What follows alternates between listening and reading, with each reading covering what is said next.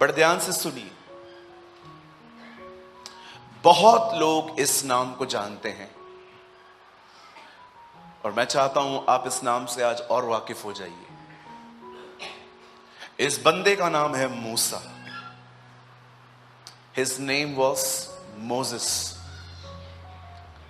मैं आपको बताना चाहता हूं ये वो बंदा है जिसे जलती हुई झाड़ी को देखा था।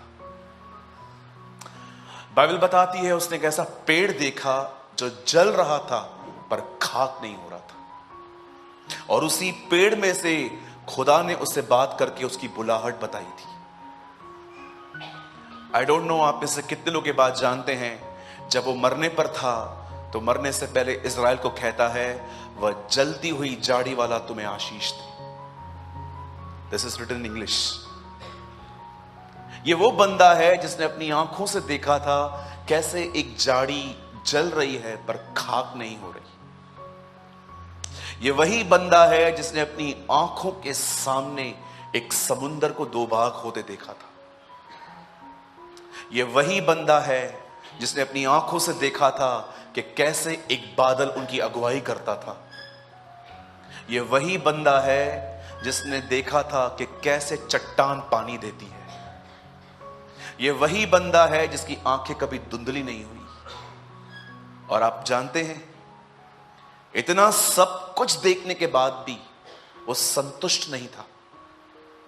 उसने परमेश्वर से कहा मैं आपकी महिमा देखना चाहता हूं।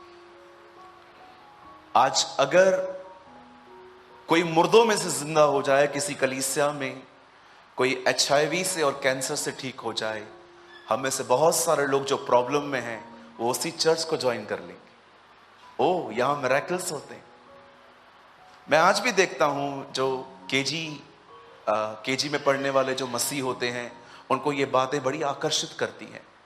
ओ, रसौली निकल गई, ओ ये बाहर आ गया, ओ ये मिल गया, ओ मैं वहां पर गया तो मैंने अपनी आंखों से देखा इंस्टेंट हीलिंग्स।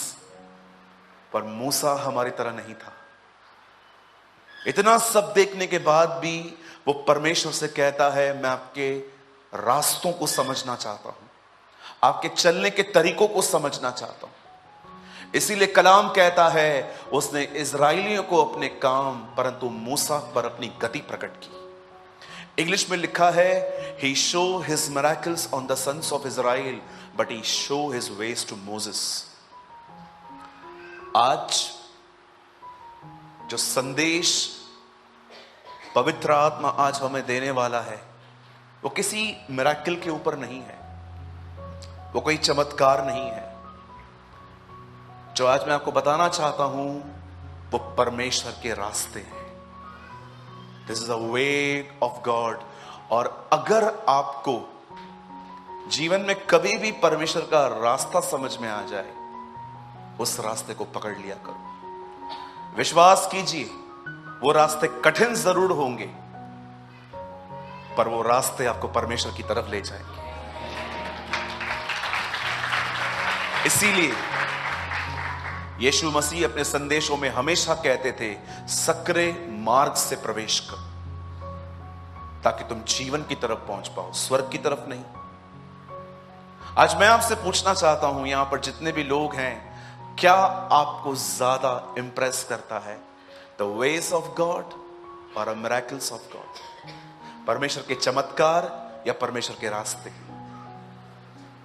मैं आपको सच कहता हूं, ही इज अ मैन। आप में से किसी ने ऐसे मिरेकल नहीं देखे होंगे।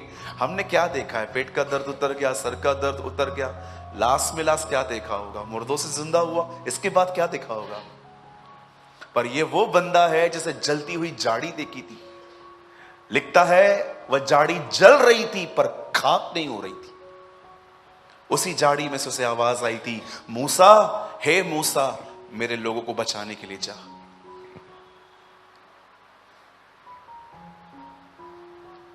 ये वही बंदा है जिसने अपनी चप्पलों को कभी गसते हुए नहीं देखा था। जैसे जैसे उनके पैर बड़े होते थे, उनके चप्पलों की साइज बड़ी होती थी। क्या कभी आपने पढ़ा कि जंगल में उन दोनों में चप्पल की दुकान थी और वो लोग खड़े होकर चप्पलें बदल रहे थे? कभी नहीं पढ़ेंगे। तो साइज कैसे बढ़ा? कितने लोग हैं यहां पर आपने मूसा से ज्यादा मिरेकल एक्सपीरियंस किए हैं? पॉसिबल ही नहीं है। उससे जलती हुई झाड़ी देखी, उससे लाल समुद्र को दो भाग होते हुए देखा, उससे चट्टान में से पानी निकलते देखा, उससे बादल को कैसे बादल अगुवाई करके चलता है उसने वो देखा। बट कहां से भी ये संतुष्ट नहीं हुआ। इसने परमेश्वर से कहा मैं आपको देखना चाहता हूं। तब परमेश्वर ने उसे अपने रास्ते सिखाए, अपने रास्ते समझाए कि मूसा देख मैं इसी तरह चलता हूं। मेरे भाइयों मेरी बहनों जो लास्ट तक बैठे हैं, खड़े हैं, जहां पर भी आप हैं, मैं आपको फिर से कहना चाहता हूं, आज का संदेश परमेश्वर के चमत्कारों पर नहीं है। आज का संदेश उसके रास्तों पर है, और ये सिर्फ मुझे परमेश्वर के अनुग्रह से मिला है। क्या आप सब तैयार हैं? कहिए अपने पास वाले से, आज हम परमेश्वर के रास्तों को पहचानेंगे। आमीन। आइए मेरे साथ खोलिए। सब बाइबल लाए हैं? Hard copy? हाँ, मोबाइल नहीं, हार्ड कॉपी। मोबाइल में बाइबल मत खोलिएगा, आपके लिए प्रोजेक्टर है यहां पर। अगर आपके पास मेरी तरह हार्ड कॉपी है तो ही आप बाइबल खोलिए। मैं चाहता हूं आप सब मेरे साथ खोलें मत्ती रचित सुसमाचार और उसका 6th chapter. Open with me the gospel of Matthew chapter 6।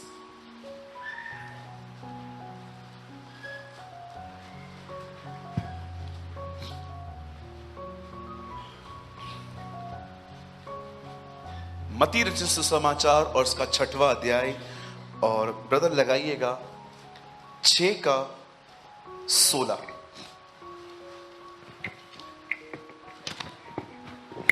6:16। Okay, जरा देख लीजिएगा मैं कैसे पढ़ रहा हूं। अगर तू उपवास करे, अगर जबकि जगह पे अगर लिखा होता तो उसका अर्थ क्या होता? अगर तू उपवास करे तो मतलब ऑप्शन करता है तो बताना है ना। लेकिन यहां पर अगर वर्ड नहीं है, यहां वर्ड है जब। इसका मतलब आपको यहां पर फ्री विल नहीं दी गई है। बहुत सारे कामों में आपको फ्री विल दी जाती है, आपको जो चाहिए आप कर सकते हो। यदि तू मुझसे प्रेम करता है तो तू मेरी आज्ञाओं को मानेगा। यहां अगर यदि नहीं है, यहां पर लिखा है जब, मतलब ये आपको करना चाहिए। जब तू उपवास करे, जब तुम उपवास करो तो पहली आज्ञा है, तो कपटियों के समान तुम्हारे मुंह पर उदासी न छाई रहे। बोलिए कपटी। हाँ, उदासी न छाई रहे, क्योंकि वे अपना मुंह बनाए रहते हैं। बोलिए मुंह बनाए रहते हैं। क्यों? वो बैठे रहेंगे ऐसा। क्या हुआ? उपवास है। ओह, अभी खुश हो जाएगा। आपको पता चल गया ना, इमेज बन गई ना आत्मिक व्यक्ति की। सो माफ कीजिए, इस तरह उपवास कोई ना करे, क्योंकि वे अपना मुंह बनाए रहते हैं ताकि लोग उन्हें उपवासी जाने, परमेश्वर नहीं। लोगों को पता चलनी चाहिए, क्योंकि इनका जो उपवास है ना, वो खुदा के लिए नहीं है। इनका उपवास मनुष्यों के अंदर अपनी इमेज बनाने के लिए है। आप जानते हैं ना, स्वर्ग सारा दिन लोगों को कहता है कैरेक्टर बनाओ, लेकिन दुनिया हर दिन आपको कहेगी स्टेटस बनाओ। स्वर्ग है ना, हर दिन आपको कहेगा कैरेक्टर ठीक करो, लेकिन दुनिया आपको हमेशा कहेगी स्टेटस पे ध्यान दे। अब ये आपके ऊपर है कि आप किस चीज के पीछे हैं, स्टेटस और कैरेक्टर। अगर आज भी कोई आपके लिए कुछ कहता है, आप सही हो फिर भी कहता है और आपको इससे तकलीफ होती है, यू आर आफ्टर स्टेटस। आप स्टेटस के पीछे हैं। अब देखिए उसके बाद क्या लिखा है, मैं तुमसे कहता हूं कि वे अपना प्रतिफल पा चुके। बोलिए पा चुके। तालियां बजाइए।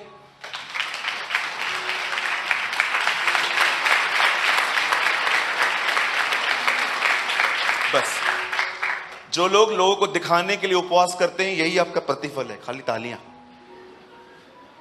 आपको क्या लगा मैं आपको अपने लिए बोल रहा हूं बजाने के लिए?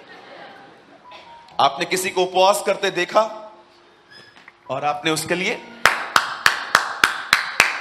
आपका प्रतिफल मिल गया आपको। यही आपका प्रतिफल है। ऊपर आपके लिए कुछ नहीं है। ठेंगा, थम्स अप। बोलिए अपने बाजू वाले को, ऊपर कुछ नहीं है। हाँ, ऊपर जाएंगे, जिब्राइल को बोलेंगे भैया 40 डेज फास्टिंग की थी। जिब्राइल एक स्वर्गदूत को बोलेगा थम्स अप दे उसको, ये लो पियो। थम अप हो गया ना उपवास। तुमने किया लोगों को दिखाने के लिए, फिर भी तुम्हारी इज्जत की, थम्स अप पिलाई। हाँ, तो ऐसे उपवास नहीं करना है। सबसे पहले बोलो, ऐसे नहीं करना है। हमारा खुदा बड़ा यूनिक है। इससे पहले कि वो आपको बताए कैसे करना है, उससे पहले वो ये सिखाता है कैसे नहीं करना है। ठीक है? कुछ लोग है ना 40 डेज की फास्टिंग करते हैं ना, फिर एक दूसरे को फोन करते हैं, आपका कोई प्रेयर रिक्वेस्ट है क्या? मैं 40 दिन के फास्टिंग में हूं। हाँ, एक रिक्वेस्ट है क्या? फिर किसी को मत बताना। अब क्यों बताते हैं मुझे बताइए। जानबूझ के क्यों बताते हैं? जब आपके सामने कुछ परोसा जा रहा है तब बताइए ना, नहीं खाऊंगा। हम लोग आ रहे थे तो ब्रदर्स लोग कहां रुके थे, कुछ लोग खा रहे थे, कुछ लोग नहीं खा रहे थे। किसने मुझे भी ऑफर किया, ब्रदर आप खाओगे? तो मैंने उनको कहा नहीं ब्रदर, आज मेरा उपवास है। ये शो ऑफ नहीं है, ये डिफेंस है। इसको शो ऑफ नहीं कहते। खाने से बेस्ट है मैं बता दूं। कभी कभी लोग है ना बहुत कंडेम करते हैं खुद को, अरे मैंने बता दिया, अरे मैंने बता दिया। अरे ये बताना नहीं है, ये बचाना है। Hallelujah, praise the Lord. कितने लोग को थोड़ी ज्योति मिल रही है? हाँ, ये तो बात सही है यार। अगर आपको कहां पर अपने आप को बचाने के लिए बताना पड़ रहा है, ये शो ऑफ नहीं है। कभी कभी लोगों के मुंह से निकल जाता है मैंने उपवास किया, अरे रे रे रे बाप रे, क्या हुआ? मैंने उपवास के लिए बता दिया। द बाइबल सेज जब तुम उपवास करते हो तो कपटियों के समान पहले समझिए आपको फास्टिंग कैसे नहीं करनी है। उसके बाद मैं आपको बताऊंगा फास्टिंग क्यों की जाती है। और आज मैंने एस्तर को चुना है। मैं आपको एस्तर की किताब में से बताऊंगा हाउ टू फास्ट। फास्टिंग है क्या? अब देखो नेक्स्ट वर्ड में वो बताता है एक्चुअली उपवास क्या है। पर जब तू उपवास करे तो अपने सिर पर तेल मल। बोलिए तेल। ओहो तेल। Be filled with the Holi spirit. जब तू उपवास करे तो अपने सर पर तेल मल और अपना मुंह धो। कितने लोग हैं फास्टिंग के अंदर इस तरह जिंदगी जीते हैं, किसी को नहीं दिखाते, हमेशा मुंह धो के रहते ताकि किसी को नहीं पता चले। हम तो मुंह पे उदासी छाई रहती है हमारे। भैया क्या हुआ? भैया हुआ क्या? कुछ नहीं। भैया क्या हुआ? उपवास है। No no no no no, कहीं एक्टिंग नहीं करनी है। हाँ, आप उसके लिए फास्टिंग नहीं कर रहे हो, आप अपने और खुदा के लिए कर रहे हो। मेरी बात तो कुछ समझ में आ रही है आपको? चलिए आगे बढ़िए ब्रदर। 6:17 ताकि लोग नहीं पर तेरा पिता जो गुप्त में है तुझे उपवासी जाने। इस दिशा में तेरा पिता जो गुप्त में देखता है तुझे प्रतिफल देगा। याद रखिए, हर फास्टिंग की रिजल्ट नहीं आती। अगर आपको लगता है आज मैं भूखा मरूंगा सारा दिन, रिसेंटली मुझे कॉल आया, एक बहन ने कहा मैं प्रॉब्लम में हूं, मैं चाहती हूं कि आप 20 दिन मेरे लिए उपवास करें। मैंने कहा बहन काम तेरा फंसा हुआ है, भूखा मैं मरूं। ये तो बड़ी अजीब बातें लगती हैं। एक नहीं, 2 दिन नहीं, बहन बोलती है 20 दिन उपवास। मैंने कहा प्रभु मैं घर के लिए न करूं, इसके लिए करूं? अजीब अजीब बातें हैं ना। इस दिशा में तेरा पिता जो गुप्त में देखता है तुझे प्रतिफल देगा। अब मैं कुछ समझाना चाहता हूं आपको। यह इंफॉर्मेशन हर एक के पास है आजकल। लेकिन इसके पीछे कुछ है जो आज हमें समझनी पड़ेगी बात। क्या होता है उपवास? क्या परमेश्वर आपको इसलिए आशीष देता है क्योंकि आप भूखे हो, आपने खाना छोड़ दिया है?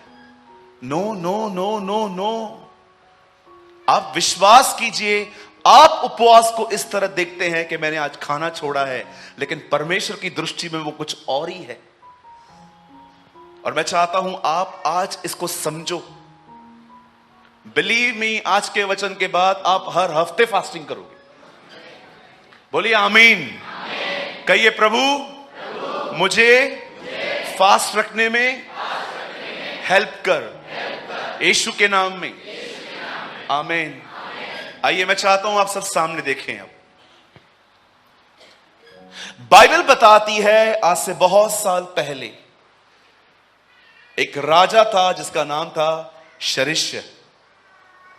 वचन कहता है वो 127 प्रांतों पर राज्य करता था और उसकी जो वाइफ थी, जो रानी थी, उसका नाम था वश्ती।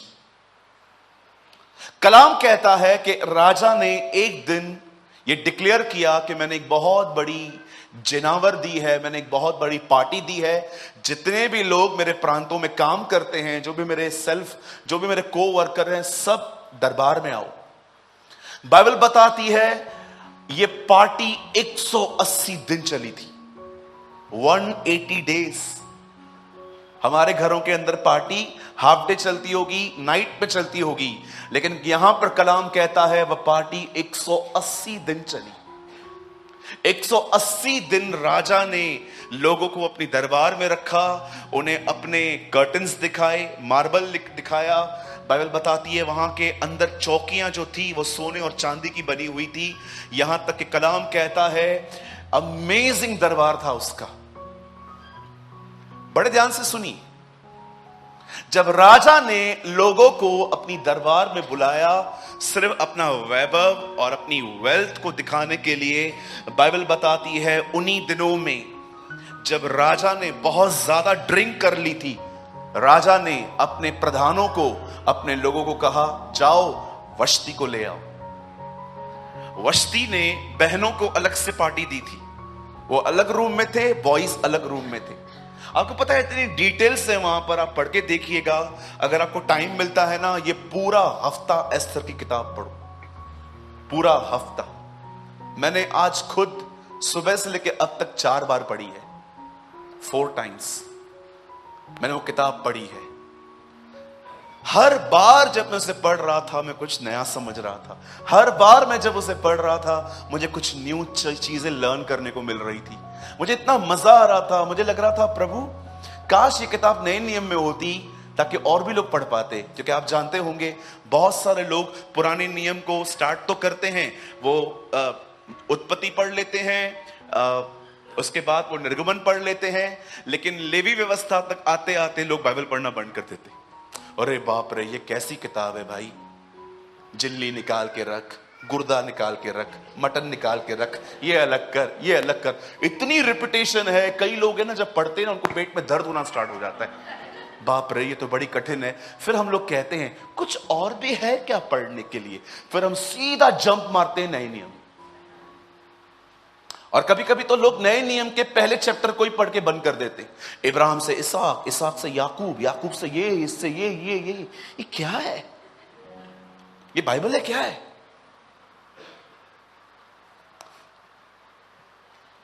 कभी मुझे टाइम मिला ना, मैं आपको लेवी व्यवस्था की किताब में से बहुत सारी बातें समझाऊंगा। इतनी अमेजिंग बुक है वो। यहूदी आज भी अपने बच्चों को सबसे पहले उत्पत्ति नहीं, लेवी व्यवस्था पढ़वाते हैं, क्योंकि वो चाहते हैं कि वो बलिदानों के बारे में समझे।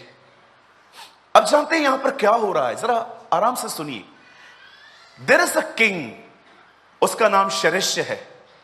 बाइबल बताती है उसके अंडर में 127 प्रांत हैं, और मैं आपको बताना चाहता हूं एक प्रांत उसका हिंदुस्तान भी था। एस्तर की किताब में हमारे भारत का नाम है ना, India. India is a blessed country, आमीन। कहिए हमारा भारत आशीषित मुल्क है। यस। क्या हुआ, दिल से नहीं निकल रहा है? बोलिए यस, इंडिया इज ब्लेस्ड। हाँ, मुझे बहुत पसंद है मेरी कंट्री। कभी भी लोग आपको अब्रॉड से कॉल करें ना, हाँ हमारे पास BMW है, हमारे पास ये है, हमारे पास वो है, उनको बोलो ऑटो है क्या? हमारे पास ऑटो है। मैंने एक को कहा था, हम ड्राइवर के साथ आगे बैठ के जाते हैं ऑटो में। बहुत लोगों ने तो रिक्शा उधर ही चलाना सीख लिया है। वो इतनी बार आगे गए वो खुद ही समझ जाते। वो कभी कभी ड्राइवर को बोलते, तू छोड़ दे मैं चला लेता हूं आज, है ना? ओ हमारे ऑटो कितने जबरदस्त हैं। हम ड्राइवर के साथ भी बैठते हैं और बिल्कुल ड्राइवर के उस पास छोटी सी जगह होती है, हम वहां भी बैठ के आ जाते हैं। यस, ये परमेश्वर की ओर से दिया गया एक महान वरदान है भारत को। जब किंग ने एक बहुत बड़ी जेनावर दी और जब लिखा है वो दाख मधु पी के मगन हो गया, तब उसने अपने खोजों को कहा, जाओ वष्टी को ले आओ। लोग वष्टी के पास जाके कहते हैं, चलिए महाराजा ने बुलाया है। वष्टी कहती है, मैं नहीं आऊंगी। वो कहती है, मैं नहीं आऊंगी। और जब यह खबर राजा तक पहुंचती है कि मेरी रानी ने सबके सामने आने से मना कर दिया है, उसे बहुत बेइज्जती महसूस होती है। लिखा है वो क्रोध में जल गया।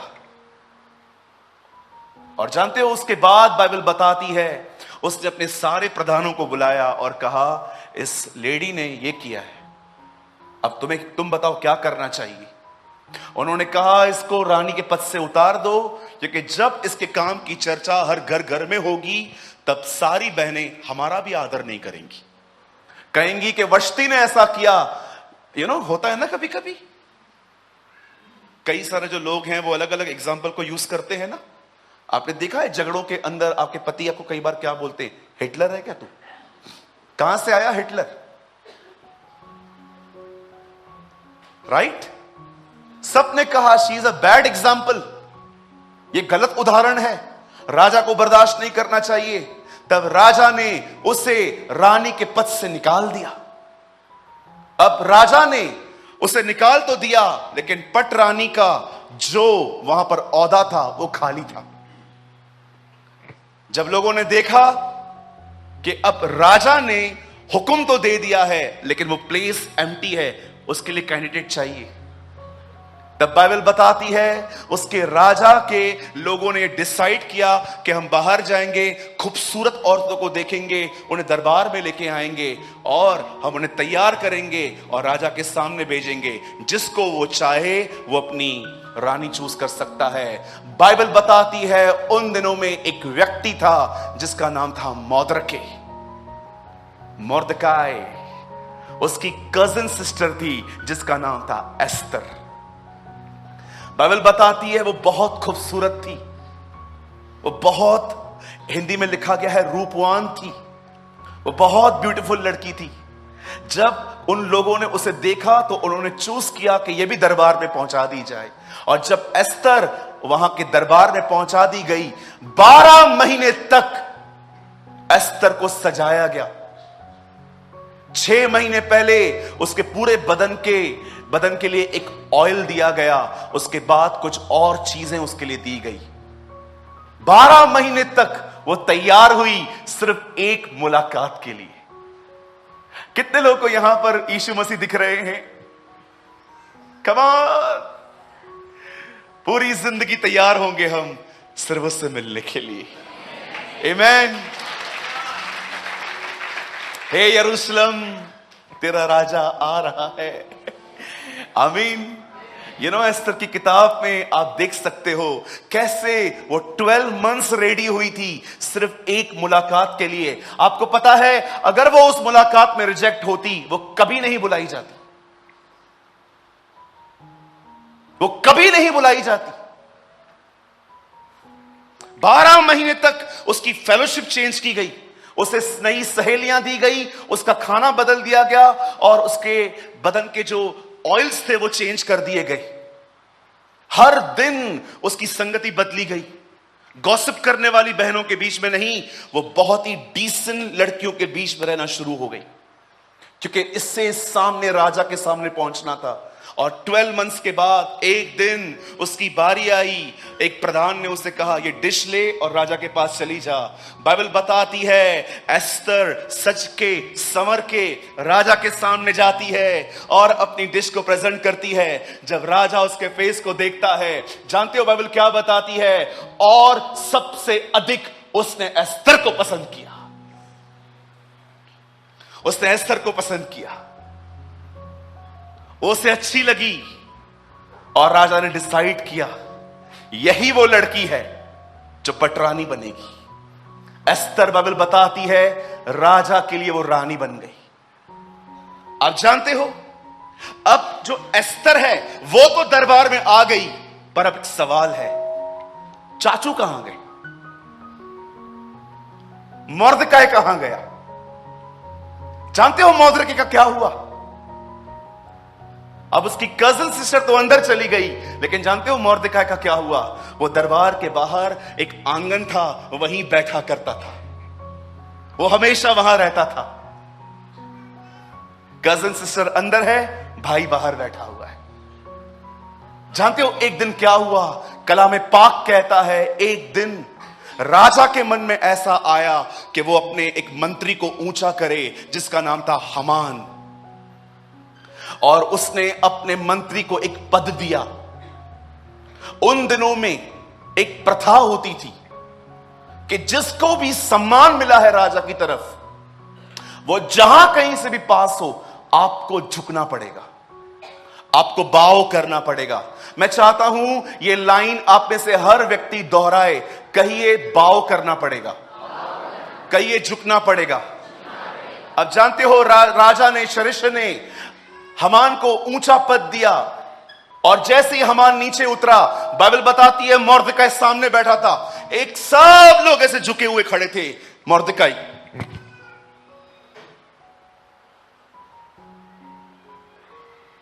वो नहीं झुकेगा। क्यों? सब लोग देख रहे थे उसको, तू क्यों नहीं झुकता इसके सामने? उसने कहा नहीं, मैं नहीं झुक सकता। क्यों? क्यों नहीं झुक सकता तू? क्योंकि मैं एक यहूदी हूं। हमारी व्यवस्था में लिखा है तू अपने परमेश्वर को छोड़ और किसी को प्रणाम न कर। यू नो, ये बात अब तक हामान को नहीं पता चली थी, सिर्फ लोगों को पता चली थी कि ये नहीं झुकता। और आप तो जानते हैं कि कैसे लोगों को जब चर्चा का विषय मिलता है तो वो कैसे बातचीत करते हैं। आखिर कुछ लोगों ने हामान को जाके बताई दिया, सुन ये तेरे सामने नहीं झुकता। लिखा है हामान अपने क्रोध पे जल गया, और उसने जानते हो राजा को क्या कहा? हे राजा, हमारे ही बीच में एक ऐसी जाति रहती है जो हमारे कानूनों को नहीं मानती, ये हमारी तरह आराधना नहीं करते। मैं तो कहता हूं इस जाति को मरवा दिया जाए। जानते हो एक व्यक्ति के कारण सारी जाति पर प्रॉब्लम आई। राजा ने कहा ये ले मेरी अंगूठी। उन दिनों में एक फतवा जारी किया गया, एक लेटर लिखा गया। क्या बूढ़ा, क्या बूढ़ी व्यक्ति, क्या बूढ़ी स्त्री, क्या जवान बहन, बच्चे, बूढ़े, जितने भी यहूदी हैं, वो इस महीने में हर एक का कत्ल किया जाए। और राजा की अंगूठी की छाप वहां पर लग गई, और सारे लेटर्स जो हैं 127 प्रांतों में गए। इस डेट को जहां कहीं भी तुम्हें ये लोग दिखाई दें जो ये हमारे कानूनों को नहीं मानते, इनके वर्शिप के तरीके अलग हैं, ये बहुत सारी बातें करते रहते हैं, जहां कहीं ये मिलते हैं इनका कत्ल करो। आप विश्वास कर सकते हैं वो दिन कैसा हुआ होगा जब यहूदियों को पता चला कि हम बहुत जल्द कटने वाले हैं। जब ये बात मोर्दकाई को पता चलती है, वो जानते हो क्या करता है? कलाम कहता है उसने अपनी टाट पहनी और वो चौराहे पे जाके बैठ गया और रोने लग गया। ये बात किसी ने देखकर एस्तर को बताई। एस्तर को भी पूरी खबर नहीं थी। एस्तर को पता चला इसका चाचा रो रहा है। एस्तर ने कहा ये कपड़े लो, इसको बोलो ये कपड़े पहने। लेकिन वो कपड़े लेने के लिए उसने मना कर दिया, बोला नहीं मैं ये कपड़े नहीं लूंगा। तब वो उसे पूछती है, पूछो क्या हुआ, वो ऐसा क्यों कर रहा है। तब मोर्दकाई उसे बताता है, ये लेटर जाके उसको दे। और जब एस्तर पढ़ती है तो उसमें वो क्या पढ़ती है कि हम सब खत्म होने वाले। ये सब बातें जानने के बाद वो उसे दूसरा संदेश भेजता है, राजा के पास जा, हमारे लिए बात कर। एक संखी व्यक्ति ने हमारे खिलाफ एक फतवा जारी कर दिया है कि अगर हम उसे प्रणाम न करेंगे तो हम मारे जाएंगे। तू जा उससे बात कर। जानते हो एस्तर रिप्लाई क्या करती है? एस्तर कहती है, क्या तुझे दरबार के नियम नहीं पता? कोई भी विदाउट परमिशन किंग के सामने नहीं जा सकता। मैं तुझे बताना चाहती हूं, 30 दिन से मैं नहीं गई हूं क्योंकि उसने मुझे बुलाया ही नहीं है। 30 डेज से मैं आंगन के बाहर खड़ी हूं, मुझे बुलाया ही नहीं गया है 30 दिन से। तब वो उससे कहता है, अगर तू चली गई तो क्या होगा? मार डाली जाऊंगी मैं, क्योंकि अलाउ नहीं है जब तक राजदंड न दिखाया जाए कोई अंदर आ सके। तब मोर्दकै उसे कन्विंस करने की कोशिश करता है। जानते हो, जब उसे पता चलता है कि मेरा चाचा मुझे कह रहा है तू जा, तू ही हमें बता सकती है, और वो उसे एक और संदेश देता है, क्या पता तू आज ही के दिन के लिए ठहराई गई थी, तुझे खुदा ने शायद इसीलिए भेजा था ताकि तू हमारे लिए इंटरसेशन कर सके, तू हमारे लिए मध्यस्थ ठहर सके। जानते हैं इसका वो रिप्लाई क्या करती है? बोलती है, एक काम करो, सिर्फ एक काम करो, मेरे लिए 3 दिन उपवास करो, डू फास्ट, मेरे लिए 3 दिन उपवास करो। उसके बाद विदाउट उसकी परमिशन मैं जाऊंगी। और जानते हो उसके बाद वो क्या कहती है? मर गई तो मर गई, लेकिन मैं जाऊंगी। मोर्दकै सबको कहता है, मेरी सिस्टर जाएगी अंदर बात करने के लिए, चलो सब फास्टिंग करेंगे। जानते हो, जब वो फास्टिंग कर रहे थे, एस्तर ने डिसाइड किया कि वो उससे मिलेगी। और जैसे एस्तर राजा के सामने जाती है, वो उसे ये नहीं कहती है, मेरे जातियों के लोग को तू क्यों मार रहा है। जानते हो वो क्या कहती है? बोलती है, राजा सुन, एक अर्जी है। और जानते हो अर्जी क्या थी? कल मैंने एक पार्टी रखी है तेरे लिए और हमान के लिए, तुम दोनों आ सकते हो। राजा ने कहा, यस, तू आधा राज्य मांगती तो मैं तुझे वो भी देता, मैं आऊंगा। अगले दिन उसने हमान को संदेश भेजा, तुझे और मुझे चलना है, ये बंदा खुश, बेगानी शादी में अब्दुल्ला दीवाना, ओहो चलो मौज करने। अगले दिन ये राजा के साथ उसके जिनावर में गया। आपको पता है वहां पर क्या हुआ? एस्तर ने कहा, मैंने कल इससे बड़ी जिनावर रखी है, आपको उसमें आना है दोनों को। जैसे ये बंदा ये जान के रानी ने मेरे को बुलाया, मेरे को, किसी बड़े व्यक्ति का फोन आए, सालों तक प्रचार करते ना हम लोग, मेरे को कॉल किया था, मेरे को, बाहर जाके बोलता है, तुमको पता है मैं कौन हूं? एस्तर ने मेरे को बोला पति के साथ आ जा। आपको पता है जैसे ये न्योता पाके नीचे उतर रहा था, सामने हमान खड़ा, मोर्दकै खड़ा था, सब झुके हुए थे, ये खड़ा था। इसकी जान जल गई देखकर, दोबारा नहीं हुई, फतवा निकला है, अभी तक नहीं कर रहे ये लोग। और घर जाके अपनी वाइफ को बोलता है, तेरे को पता है मेरी पदवी क्या है? एस्तर ने मेरे को कहा तुझे राजा के साथ आना है, लेकिन ये बंदा मेरी डिसरिस्पेक्ट करता है। उसकी वाइफ उसे कहती है, एक काम कर, कल इसके लिए एक 50 फंदा एक लकड़ी लगा, इसको चढ़ा देंगे कल। वो आज्ञा देता है, लगा दो एक लकड़ी।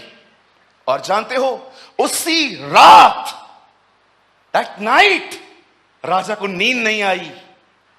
राजा ने अपने कर्मचारी से कहा, जाओ एक किताब लेकर आओ, मैं पढ़ के सो जाऊंगा। पवित्र आत्मा का काम देखिए, कौन सी किताब निकाली है। वही किताब जिसमें कुछ साल पहले जिक्र किया गया था कि कैसे मौद्रिके ने कुछ लोगों से राजा की जान बचाई थी। जब राजा ने पढ़ा, किसी ने मेरी जिंदगी बचाई थी। हाँ हाँ हाँ, कौन है ये वही मौद्रिके, एस्थर का चाचा। बुलाओ उसको। अरे तेरे लिए क्या किया गया था? कुछ भी नहीं साहब। हमान भी उधर ही था। हमान को बोलता है इधर आ। हमान भी आ गया। अगर कोई मेरी जिंदगी बचाए तो बता उसके लिए क्या क्या करना चाहिए। राजा, आपका घोड़ा दे दो, आपके कपड़े दे दो। दे इसको। ओह माय गॉड, आप विश्वास करेंगे, वो घोड़ा जिस पे मौद्रिके बैठा हुआ था, वो घोड़ा हमान चला रहा था। परमेश्वर तुम्हारे दुश्मनों के साथ ये कर सकता है। ओह प्रेज द लॉर्ड। वो घर आके जल गया। अगले दिन राजा के लोग आए, चलो एस्थर ने जनावर दी है। एस्थर के सामने राजा और हमान पहुंचाए गए। अब राजा बोलता है, बोल एस्थर, क्यों बुलाया गया है? वो बोलती है, मुझे प्राणदान चाहिए। मेरी हिंदी में प्राणदान लिखा है, हमारी जिंदगी बख्श उर्दू में लिखा था। बोलता है तुम्हारी जिंदगी बख्शू मतलब क्या हुआ था? कुछ दिन पहले एक फतवा जारी हुआ है, आप हमें मारना चाहते हो। ये किसने किया है? राजा को याद ही नहीं है। बोलती है इस दुष्ट हामान ने। बोलता है इसने किया है। हाँ, आपको पता है वहां क्या लिखा है? वो गुस्से में चला गया और हामान एस्थर के पैर पकड़ के, अम्मा, माता जी, ओ मेरी बहन, छोड़ दे मुझे। ये बंदा गुस्से में ऐसे सोच सोच के वापस आता है। ये इधर ही है अभी, लेके जाओ उसको। और जैसे लोगों ने उसके सर पे पूरा उसको ढांक दिया, उठाया, और जाते जाते राजा ने एक फंदा देखा। बोला ये फंदा किसने लगाया? इसने मौद्रिके के लिए लगाया है, इसी को चढ़ाओ, उस पे चढ़ाओ उसको, इसी पे। मेरे भाइयों, मेरी बहनों, यहूदी बच गए। पर मैं आपसे पूछना चाहता हूं, क्यों एस्थर ने उन्हें कहा 3 दिन उपवास करो? क्यों? आपको पता है, बहुतों से पूछो उपवास क्या है, वे कहते हैं खाना छोड़ना। आप यहां से ट्रैवल करो 7 समुंदर दूर, इजराइल जाओ और एक यहूदी से पूछो फास्टिंग की मीनिंग क्या है। जानते हो को क्या कहेंगे? उपवास का दूसरा नाम है नम्र होना। Be humble.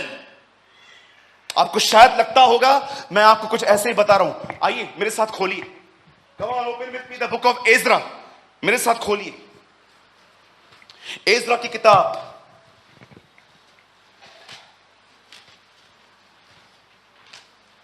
Oh thank you Lord. 8 अध्याय 21वां वचन। देखिए यहां क्या लिखा है, 8:21 एज्रा।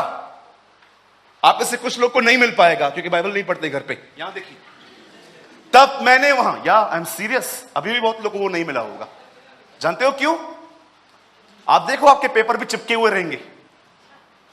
तब मैंने वहां अर्थात अवादा नदी के तट पर उपवास का प्रचार इस आशय से किया कि हम परमेश्वर के सामने दीन हो। आप जानते हो एज्रा इजरायली को कहता है उपवास रखने के द्वारा अपने आप को दीन करो। आप कहते हो मैंने उपवास में खाना छोड़ दिया है। परमेश्वर उपवास को एक नाम देता है और वो कहता है वो ये दीनता है। मैं चाहता हूं एक और स्क्रिप्चर आप मेरे साथ खोलिए। पहला राजा 21वां अध्याय। मैं चाहता हूं आप लोग बात में देखिए। यहां देखिए, यहां देखिए, यहां देखिए, आपका माइंड डिस्ट्रैक्ट हो जाएगा। यहां देखिए, पहला राजा 21वां अध्याय, ब्रदर 25 से लगाइए। सब यहां देखिए, हेलो, सब यहां देखिए। ये इजराइल का सबसे दुष्ट राजा है, सचमुच अहाब के तुल्य और कोई नहीं था जिसने अपनी पत्नी इजबिल को उकसाने पर काम करने का जो यहोवा की दृष्टि में बुरा है अपने को बेच डाला। यहां देखिए, वेट ब्रदर, आप यहां पर देख रहे हैं, यहां पर एक राजा है, इसने एक अन्य जाति लड़की से शादी की थी जिसका नाम था इजबल। जानते हो इस औरत ने क्या किया इजराइल के साथ? ये नबियों का कत्ल करवाती थी, प्रॉफिट्स को मारती थी। एलिया इसके डर से ही भागा था जब उसे सुसाइड करने के लिए खुदा से कहा था कि मुझे मार दे। आप जानते हो इस बंदे ने क्या किया था? आप हैरान हो जाओगे। आज उपवास ऐसा होता है, यस ऐसे होता है। जानते हो उसने क्या किया? एक दिन इजराइलियों को बुलाया, अपनी प्रजा को बुलाया। जानते हो उनको क्या बोलता है? बोलता है तुम चाहते हो तुम्हारा घर ब्लेस्ड हो? हाँ। धन्य हो? हाँ। आशीषित हो? हाँ। मुबारक हो? हाँ। एक काम करो, अपने बच्चों को काटो, टुकड़े टुकड़े करो उनके, और नया घर बनाने से पहले फाउंडेशन में उनके टुकड़े डालो। इस राजा ने यह काम किया था।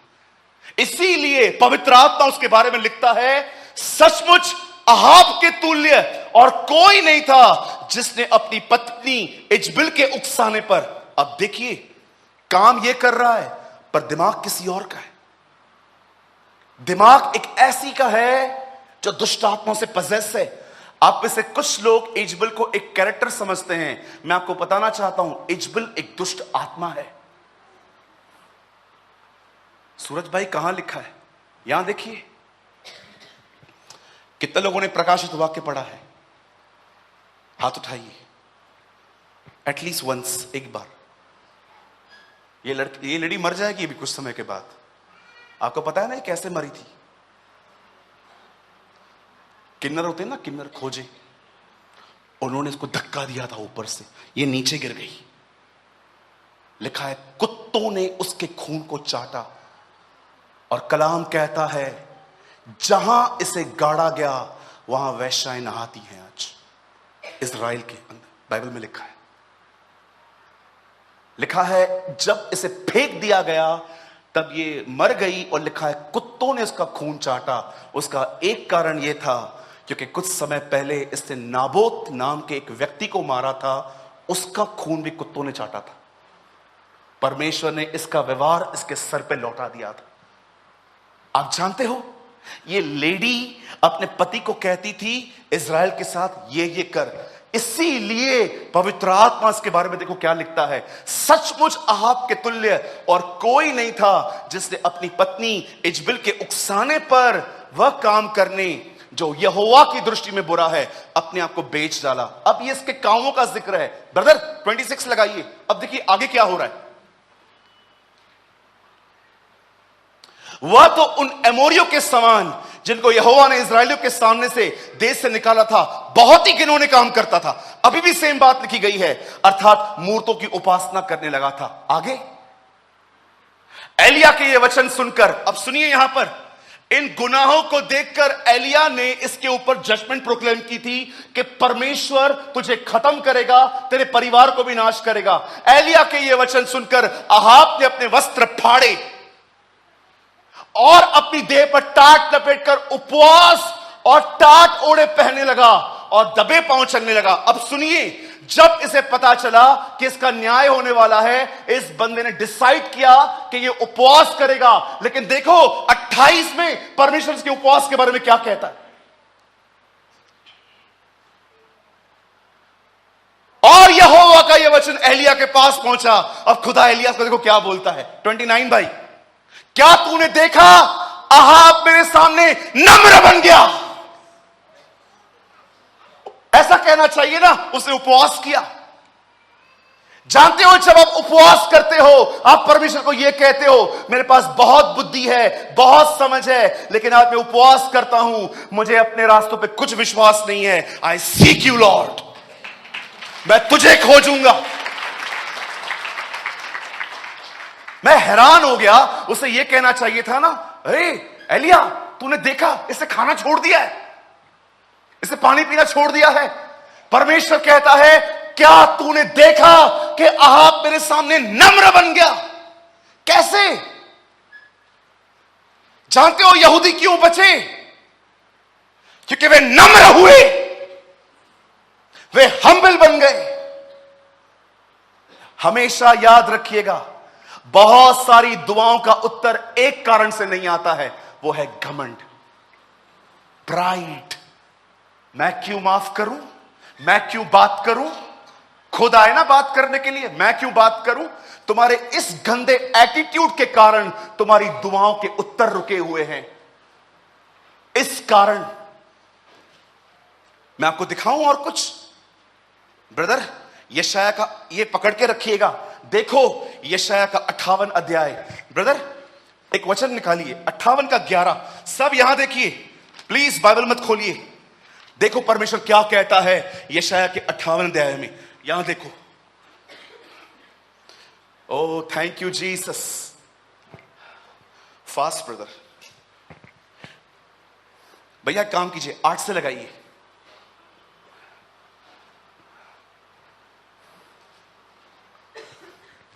ओ वर्शिप यू। और पीछे जाइए।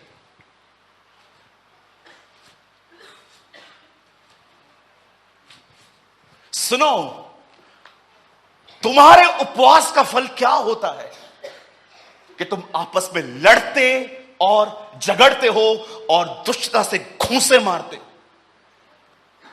परमेश्वर को आपकी भूख से ज्यादा आपके फास्टिंग में आपका एटीट्यूड देखता है। कहता है भैया एक काम करो ना, 3 से लगा दो, पूरी पिक्चर क्लियर हो जाएगी इनके सामने। सुनिए यहां पर क्या कहता है बाइबल में। देखो वो क्या शिकायत करते हैं फास्टिंग रख के।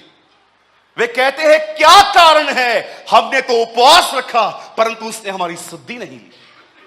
इस्राएल के लोग कहते हैं हम उपवास में थे पर खुदा ने हमारी उपवास में भी नहीं सुनी।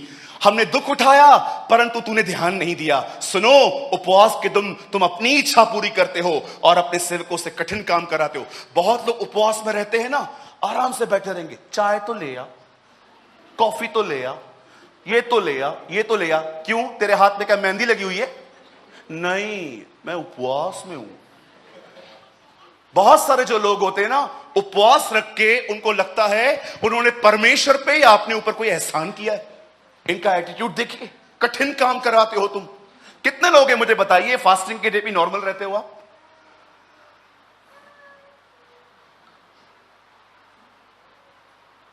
घर में पार्टी, शहर में डंडोरा।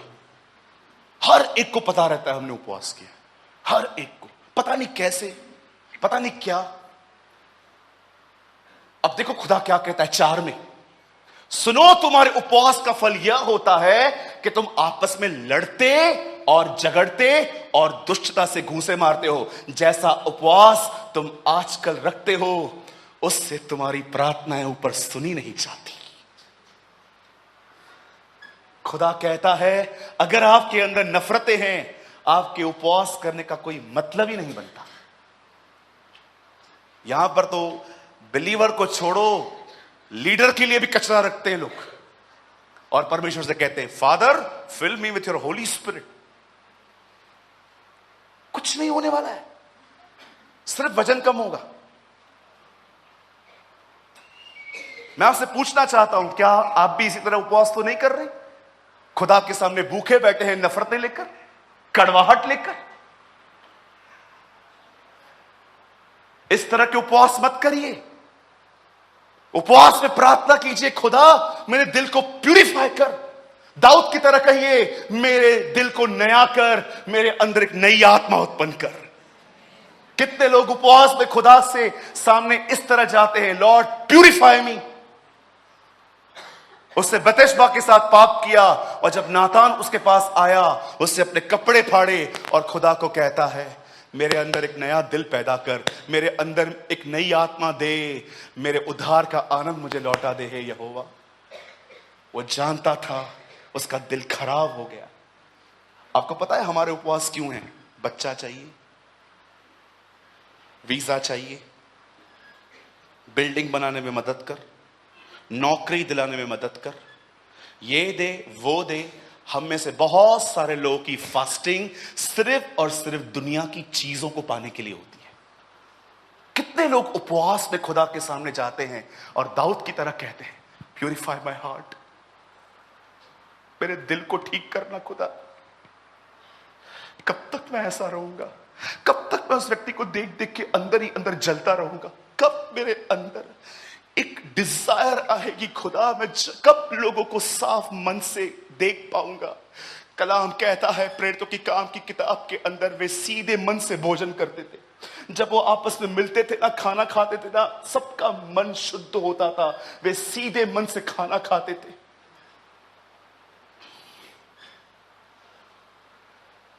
ब्रदर, वापस अहाब की तरफ चलिए। जब परमेश्वर ने इस दुष्ट राजा को देखा, क्या तूने देखा कि अहाब मेरे सामने नम्र बन गया है? भूखा नहीं लिखा है यहां,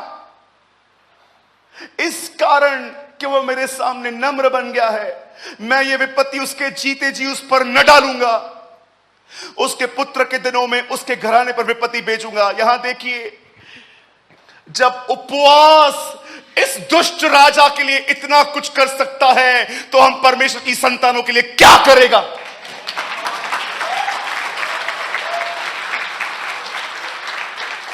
जब उपवास इन दुष्ट राजाओं के लिए इतना कुछ कर सकता है, तो अगर हम अपना खाना छोड़ें और अपनी बुद्धि को साइड में रखें और उसके रास्तों को ढूंढें, वो हमारे लिए क्या करेगा? उपवास सिर्फ खाना छोड़ना नहीं होता। जब आप उपवास करते हो ना, आप परमेश्वर को कहते हो, प्रभु मैं अपने सारे तौर तरीके साइड में रखता हूं, मैं आपकी तरफ देखता हूं, मैं अपने छुटकारे के लिए आपको देखता हूं। इसीलिए यहोशापात ने, परमेश्वर का वचन कहता है, उससे उपवास करवाया, खुदा ने उन्हें बचाया।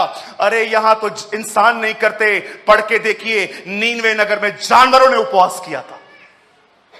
मेरे से उपवास नहीं होता। क्यों नहीं होता जानते हो? क्योंकि तुम यहां तैयार नहीं हो, क्योंकि तुम यहां तैयार नहीं हो।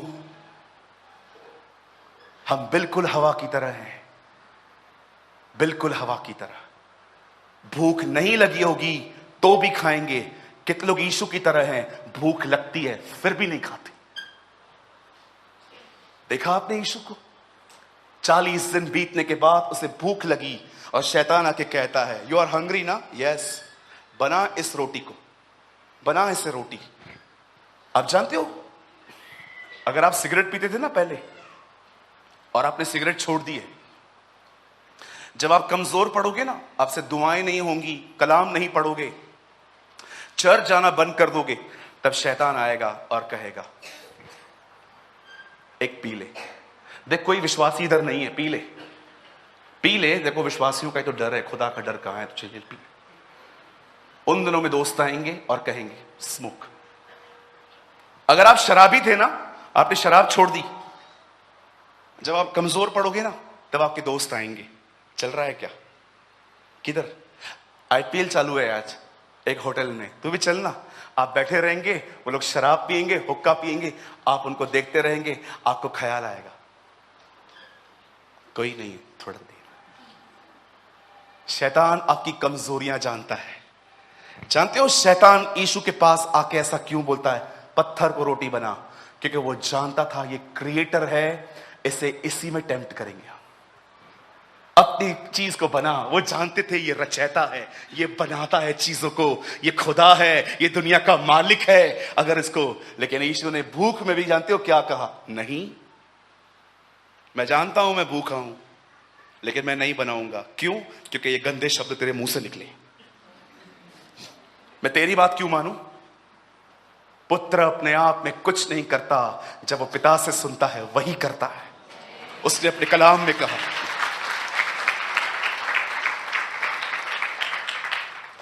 सो मैं पूछना चाहता हूं, क्या समझते हैं आप, भूखा रहना उपवास होता है?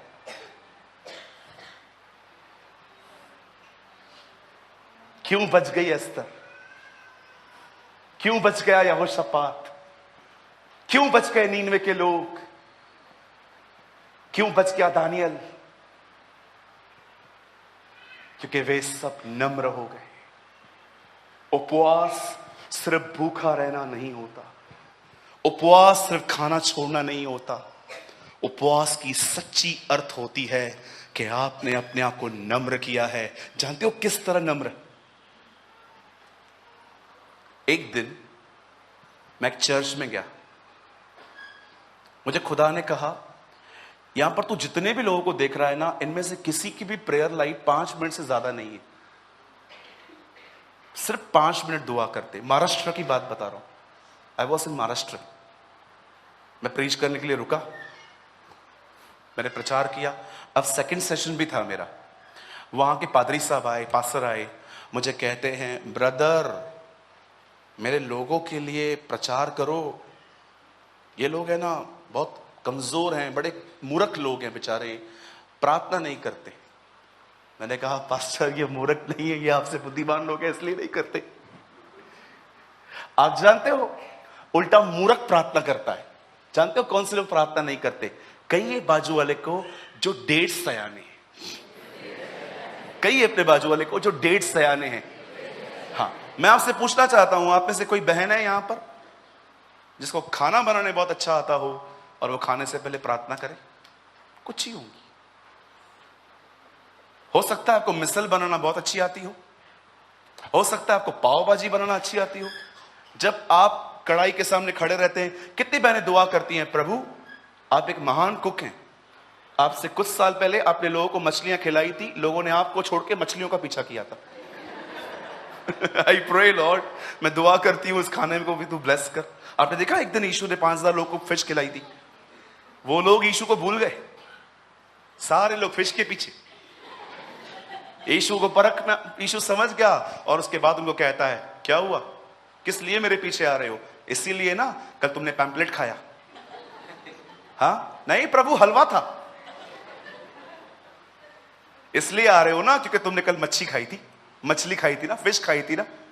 उसके बाद वो अपने आप को कहता है, जीवन की रोटी मैं हूं, मुझे खाओ, I am the bread of life. कितनी बहनें यहां पर नहीं, लेकिन हम प्रार्थना नहीं करेंगी। जानते क्यों? को आता है। आप किसी टीचर को बोलो मैं आपको सम सिखाता हूं, आइए मैं आपको बोर्ड पे सिखाता हूं कि ये सम कैसे किया जाता है। अगर आपको मुंह पे डस्टर नहीं मारा, मेरा नाम बदल के रख देना। आप किसी बूढ़े व्यक्ति को बोलो, काका चलो मैं आपको ये सिखाऊं, हमने क्या धूप में बाल सफेद किए हैं?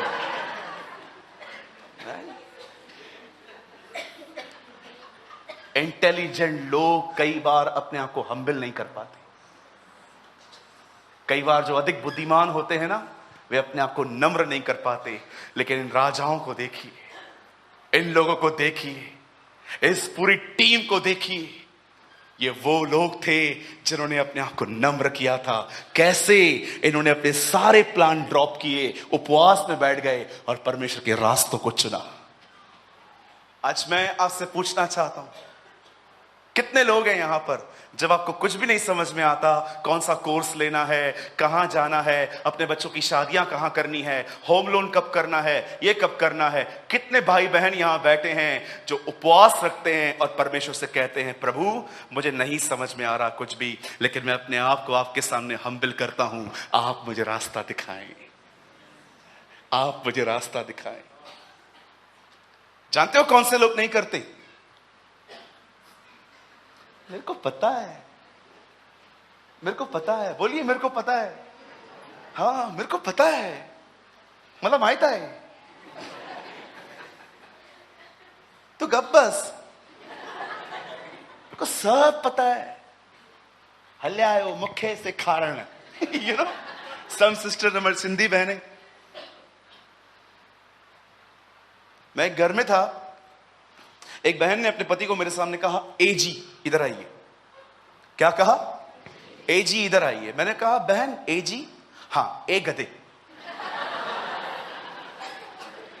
पास्टर की प्रेजेंस में वैसे बात कर रही थी। तो उसने बोला आपको पसंद नहीं है? मैंने कहा बहन एजी ठीक है, ओजी, ओजी मतलब ओ गधे। अब मैं इस बहन को कह रहा हूं, दीदी एटलीस्ट शो सम रिस्पेक्ट। अब तू हमको आया सिखाने? मैंने कहा यस, आपको सीखना चाहिए। कुछ लोग इतने अमीर हैं, इतने रिच हैं, वे अपने आप में इतना कुछ हैं कि आप उन्हें कुछ नहीं सिखा सकते।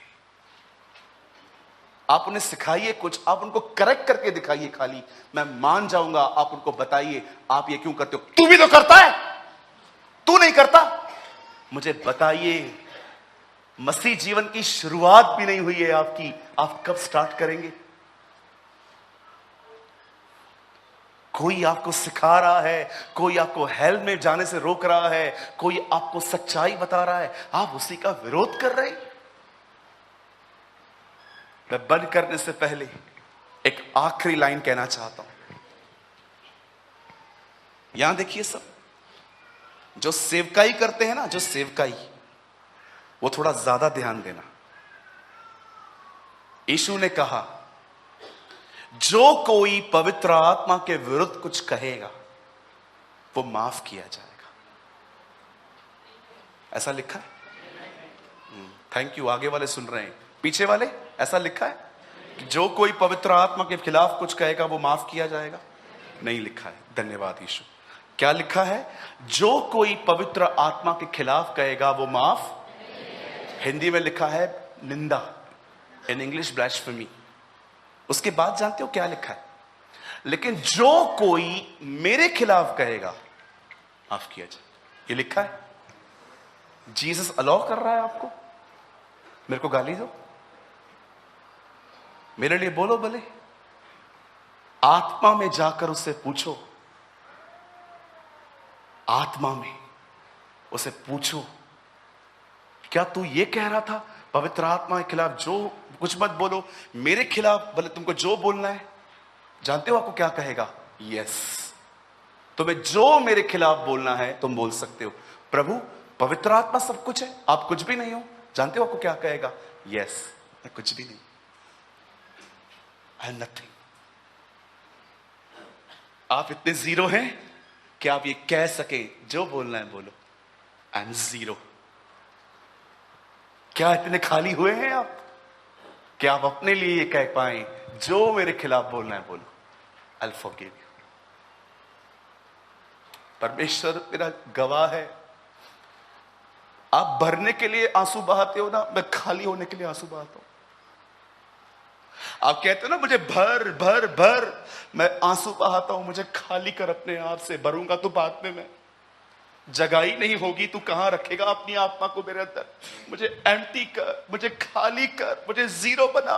कोई मेरे लिए बोलता है खुदा, मेरा पारा ऊपर चढ़ जाता है, मैं इतना घमंडी व्यक्ति हूं, मेरे अंदर इतना कचरा भरा पड़ा है, मैं प्रभु कैसे सेवा करूं? आप में से बहुत लोग दुआ करते हैं, लॉर्ड फिल मी। मैं आपके सामने कहता हूं, लॉर्ड एम्प्टी मी, मुझे खाली कर। इससे पहले कि पौलुस भरा जाए, उससे पहले वो 3 साल रेगिस्तान गया खाली होने के लिए। क्या आप ऐसे हैं? क्या आप चैलेंज कर सकते हैं किसी को? आपको गाली देनी है, आपको मुझे थ्रेट करना है, आपको मुझे जो करना है आप कर सकते हो। I will forgive you, I promise you. आप जो मुझे कहोगे ना, मैं किसी और को नहीं बोलूंगा। हम दुआ करते हैं, खुदावन तू हमें भर। वो दुआएं करते थे, हमें खाली कर, हमें जीरो कर। वो परमेश्वर के तुल्य होकर भी मनुष्य बना, मनुष्य बनकर भी वो नीचे आया, उससे क्रूस की, हाँ क्रूस की मौत सह ली।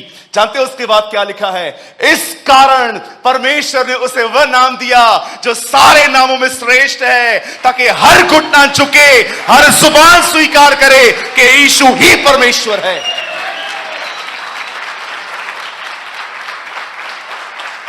परमेश्वर ने उसे इसीलिए नहीं उठाया क्योंकि वो उसका बेटा था, परमेश्वर ने उसे इसीलिए उठाया क्योंकि वो दीन बना। He became zero, इतना जीरो कि उसे अलाउ किया। तुम मुझे गाली दे सकते हो, तुम मेरी बेइज्जती कर सकते हो, तुम मुझे बुरा भला कह सकते हो, मैं वादा करता हूं मुझे हर्ट नहीं होगा। लेकिन प्लीज ये दरियाए यर्दन पर जो मुझ पे अभिषेक आया है उसके खिलाफ मत बोलो। वो उससे इतना प्यार करता है कि स्वर्ग जाके मुझे भी उससे पूछना पड़ेगा, प्रार्थना करनी पड़ेगी कि वो तुम्हें पवित्र आत्मा देगा कि नहीं देगा। मैं पिता से प्रार्थना करूंगा, वो तुम्हें देगा नहीं, मुझे बोलना पड़ेगा तब वो तुम्हें देगा। वो उससे इतना प्यार करता है, इसलिए उसके खिलाफ मत बोलो। तुम्हें मेरे खिलाफ जो बोलना है तुम बोल सकते हो। हम ऐसे हैं, आप बोल सकते हो अपने हस्बैंड को, अपनी वाइफ को, आपको मेरे को गाली देनी ना दो, please don't blame my God, मेरे खुदा के लिए कुछ मत बोलो। जान जल गई दाऊद की जब उसने देखा कि गोलियत खुदा को गालियां दे रहा है। एक मसीह जो पवित्र आत्मा से भरा हुआ है, उसे अपना नाम स्पॉइल होने पर कभी दुख नहीं हो सकता। उसे तब तकलीफ होगी जब उसके नाम, खुदा का नाम अपवित्र ठहरेगा। इसीलिए उसने हमें प्रार्थना करना सिखाई। जब कभी तुम प्रार्थना करो, पहली लाइन कहो, तेरा नाम पवित्र माना जाए। कैसे हैं आप आजकल? खाली हुए हैं? भरने की बातें करते? कोई रास्ते पे थूक दे, कुछ छींटे लगे हमारे ऊपर, ओ बगैर मारे हम लौटे नहीं उसको। कलीसिया के अंदर कोई आपको प्रेज द लॉर्ड नहीं बोले, आप चर्च चेंज कर देते, रिश्ते खत्म कर देते। से जम टू जम, यहां कल इस चर्च में, कल उस चर्च में, यहां जम देंगे, वहां जम देंगे। क्यों? फिल्मी फिल्मी फिल्मी। अरे उससे पहले दुआ करो वो तुम्हें एम्प्टी करे, तुम्हें जीरो करे। इसीलिए उसकी पहली शिक्षा थी, धन्य है वे जो दीन है, स्वर्ग का राज उन्हीं का है। जब मरियम यीशु को अपने पेट में संभाले हुई थी, तब वो एलीशिबा से मिलने जाती है। एलीशिबा के अंदर यूहन्ना था, मरियम के अंदर यीशु था। दोनों बहनें आपस में मिलती हैं। मरियम पहली बात उसे कहती है, देख परमेश्वर ने अपनी दासी की दीनता पर दृष्टि की है। मैं दीन थी, इसीलिए उसने मुझे मेरे पेट में अपने पुत्र को भेजा है। उपवास सिर्फ भूखा रहना नहीं होता, उपवास होता है दीन बनना। प्रभु, ये बदन खाने से चलता है, आज मैं खाना भी हटा देता हूं, सिर्फ एक ही चीज चाहिए, मदद कर, मदद कर पिता। प्रभु मेरा सहायक है। इब्रानियों में लिखा है, मनुष्य मेरा क्या कर सकता है? हमें सहायता कहां से मिलेगी? हमारी सहायता जमीन और आसमान के कर्ता की तरफ से आती है। उपवास सिर्फ भूखा रहना नहीं होता, उपवास का मतलब होता है शून्य बनना, खुदा से कहना, खुदा थोड़ा सातवें आसमान से नीचे उतार मुझे। किया है कभी आपने ऐसा उपवास? मैंने उपवास किया है, मुझे पवित्र आत्मा से भर। बेटा किधर रखूं? जगह नहीं दिख रही है, हर जगह तू ही तू दिख रहा है। ये तेरा बंगला, ये तेरी गाड़ी, ये तेरी पोजीशन, ये तेरा पावर, ये तेरे गाड़ी की चाबियां यहां पर पड़ी हुई हैं, ये तू अपने आप में, तेरा बाइबल का ज्ञान। बेटा किधर खालीपन नहीं दिख रहा है, मैं किधर रखूं अपनी चीज? उसने अपने आप को शून्य किया, He became zero, और वह नम्र बन गया। परमेश्वर आपकी भूख और प्यास को नहीं देखता। सोचना भी मत कि आप खाना छोड़ के बैठे हो और उसको मजा आता है और भूखा मर तू। No sir, he show your humbleness, और तुम्हारी नम्रता दिखता है। उपवास का दूसरा नाम ही है नम्र होना। आप नम्र हुए हो, आप खुदा के सामने बैठे हो और कहते हो, प्रभु मैंने खाना छोड़ा है, मुझे शून्य कर, खाली कर मुझे अपने आप से, जीरो कर। मैं आज सुबह प्रार्थना कर रहा था, मैंने कहा, Lord today is a fasting prayer, fill me, मुझे भर दे। मुझे पवित्र आत्मा ने कहा, इस बार ये प्रार्थना नहीं करनी है, इस बार 5 दिन प्रार्थना करनी है, मुझे खाली कर, मुझे खाली कर। आप में से बहुतों को खाली करना है अपने आप को। ओ प्रभु, मैं अलाउ करता हूं हर तरह के व्यवहार को मुझ पर, खाली कर मुझे। अरे ऐसे ही नहीं मिलता है, कीमत चुकानी पड़ती है। जाओ, उन 5 कुंवारी को क्या कहा, जाओ तेल मोल लो, परचेस करो। सिर्फ एक अनॉइंटेड मैन ऑफ गॉड के साथ घूमने से अभिषेक नहीं मिलता, सिर्फ हाथ रखने से अभिषेक नहीं मिलता। अभिषेक के लिए घुटनों पे आना पड़ता है।